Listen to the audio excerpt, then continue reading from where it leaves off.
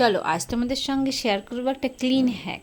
এটা আমি আগেও করেছি কিন্তু তোমার সঙ্গে শেয়ার করা হয়নি, তো আবার এগুলোকে পরিষ্কার করবো, তার জন্য তোমাদের সঙ্গে শেয়ার করছি। তো দেখো, এই গ্যাসের এই বার্নারগুলোর এই উনুনগুলো কিন্তু প্রচণ্ড কালো হয়ে যায়, জং ধরা হয়ে যায়। তো এটা কীভাবে ক্লিন করবে, আমি গরম জল নিয়েছি, তার সাথে নিয়েছি সার্ফ এক্সেল, তার সঙ্গে নিয়েছি যে কোনো সার্ফ করি নিতে পারো তোমরা। আচ্ছা, তার সঙ্গে নিয়েছি খাবার সোডা, আর তার সাথে দিয়েছি হারপিক, তাতে দিয়েছি একটু লেবুর রস, দিয়ে খানিকক্ষণ রেখেছি।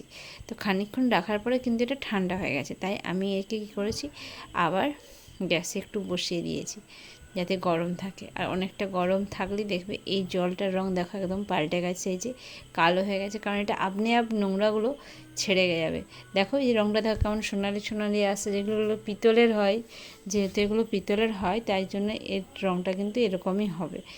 কিন্তু এগুলো গ্যাসে রান্না করার সময় এরকম হয়ে যায় কালো। এই দেখো কত নোংরা বেরিয়েছে, দেখো এগুলো একটু তাড়াতাড়ি দেখুন ঘষে নিলাম। এটা কোনো ফিল্টার লাগানো নেই, এটা হচ্ছে অরিজিনাল, এটাই কিন্তু ক্লিন হয়েছে। অবশ্যই তোমরা ট্রাই করো আর আমাকে জানিও। Bye, tata.